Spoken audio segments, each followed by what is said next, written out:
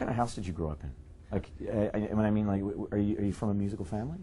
I'm from a musical family who decided not to do it professionally, which I think was kind of the best of all worlds for me, having parents who were into the arts, made sure my brother and I, growing up in Los Angeles, you know, it's a melting pot of culture and creativity, if you allow it to be. You got to get in your car and drive there. But they were great at kind of pulling us away from Nickelodeon and getting us out to see everything from, you know, kids programs at the LA Philharmonic to Elton John at the Hollywood Bowl, the Blue Man Group, whatever, you know, just stuff that we'd walk away just in awe, feeling like, you know, and I had the bug, you know, my brother was more of kind of a visual guy. He wanted to be a director and all that, but I had the performance bug very early on. So while everybody else was just kind of in the car going, well, that was cool, I was going, you know, how do I do that one day? How do I make someone feel that one day? So. And were they open to that then when you got to the point where you wanted to do it professionally? They were. I mean, yeah. I mean, my dad played jazz trumpet through college, and that got him through college. And we still have some of his early recordings, and he was amazing. But really? His mom kind of told him that that wasn't a way to make a living. So, you know, he's a brilliant business guy now, and it's fun for him to see the music side. It's fun for me to like introduce him to people like Wynton Marsalis. You know, it's like just little mental images of like, oh, that's awesome. My mom was an art teacher, in junior high art teacher, and studied art history, and is an interior designer now. So they're both quirky like that, but they both were very kind of normal job, you know, folks, and so they were very real. So yes, they were very supportive, but it was never, especially living in LA, was never a stage parent kind of thing. It was never, oh, he wants to be a singer, this is our chance. You know, it was, oh, you want to be a singer? Well, you got to get good, you know, and you got to practice. And you got to practice, you know, because you know chances are you'll be broke. So you know, it was a very you know, but to their credit, they knew I had an ability, and they were excited about the fact that I was so excited about it. And so it was exciting for me to prove it to them, you know, because I didn't need any kind of stage parentness to be excited. I was going for it. I was learning monologues in my room. I was singing any song I could that I got my hands on. I would imagine that if you were 14 or 15 now, you'd be a YouTube sensation. I'm glad that didn't happen. Actually. I know. I feel like I was one of the last kind of signed for all the right reasons, you know, artists, and developed correctly. I mean, I have to say that it was very. We're in such a new school world right now that I was signed in a very old school way. I mean, it was singing in the backyards of people who were influential. It was you know, being honest to goodness signed by the company when they had, you know, no idea what they would be able to do with me. We didn't have a music video. We didn't have radio. This was a totally new kind of style when I first started. So the idea was just plain and simple, sing your heart out, find a fan base, develop. And that doesn't happen anymore. No, it really is all about whether you've got 20 million people looking at your 30 seconds on the computer to gain interest. And so, you know, the business has the attention span of a gnat right now. And I feel very lucky that I've been able to kind of break in a very slow way so that we can kind of play our own game, because that's not I'm not envious. That's not a game I want to play. Even if it does bring an immediate superstardom sometimes that will be beyond anything I'll ever experience.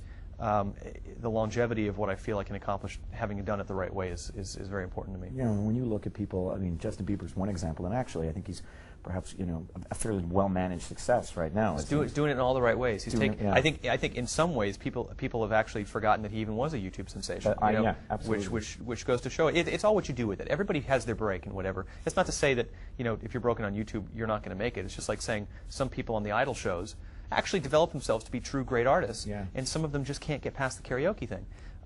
If it's in you, if you're there and you've got it, I think you can break anyway, and your audience will continue to follow you. But it's when people take audiences for granted and think they can keep with the gimmick that people do. They lose touch. So many people who I've interviewed here, you know, can always pinpoint one or sometimes several lucky breaks. No matter the talents, the ambition, the discipline, one or two things just happened. Yeah. What would be some of yours? You know, I was so kind of wide-eyed and bushy-tailed when some of those stars were aligning early on that I don't think I appreciated as much. I mean, I was obviously very appreciative, but when you really think about it, and you saw the other artists dropping like flies around you, I go back and I think about all the things that had to happen in their proper place in order to have what I have now. You know, I think everybody who's made it has that one person that said, "Hey, kid, I believe in you." Yeah. That person to me was David Foster, who continues to be a wonderful friend and mentor in my life.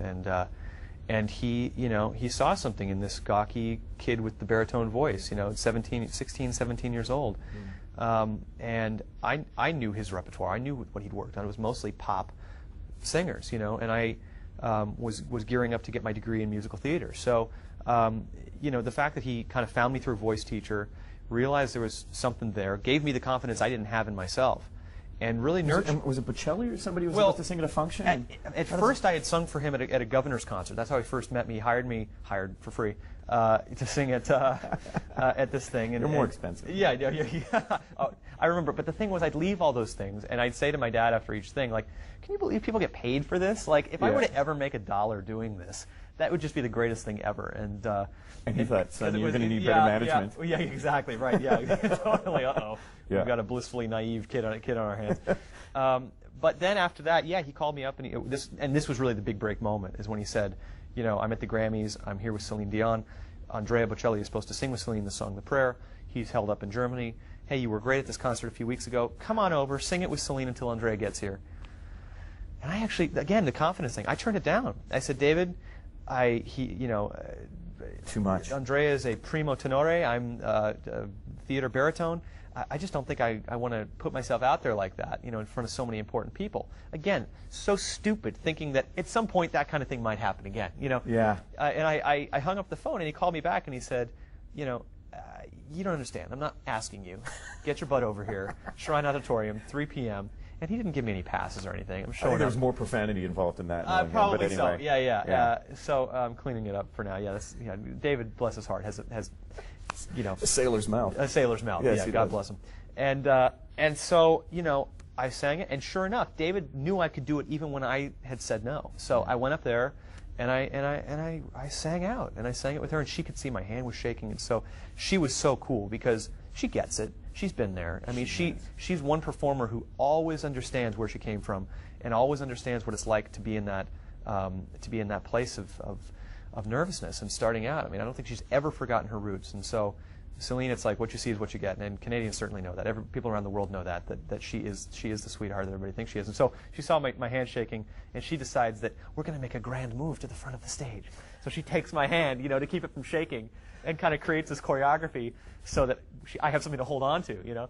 And I just remember standing there just going, oh man, thank God for your spirit, you know, for getting me through this. Because if it had been with any other kind of diva, if there had been any attitude on stage of who's this kid, what am I doing, why is he here, which easily could have happened, which still happens sometimes, you know, like I'm thinking, God, well that was rude, you know, like people. How many million albums do I have to sell before I get any R-E-S-P-E-C-T from you? Exactly. Yes. No, totally. Sometimes just people are that way to whoever. It could be the president. They're living in their own universe, and there's no room for anybody else. And so, if it had been one of those kind of artists, I think I would have choked, you know. So the fact that she was so kind in her. When you're duetting with someone, you want somebody who's collaborative and kind, and she definitely was that, and we've been friends ever since. And so, yeah, that was the moment. And then it was a story. David would have me at every event saying, you know, hey, here's this kid, and I'd, you know, come out in my ill-fitting tuxedo and say, and now I'll sing for you the song I sang with Celine, you know, and you know, and then it would be this like, I mean, people were like, holy smokes, and that was, you know, that got me signed, you know, and then it was okay. Well, that was your gimmick, you know. You walked through the door. Now what?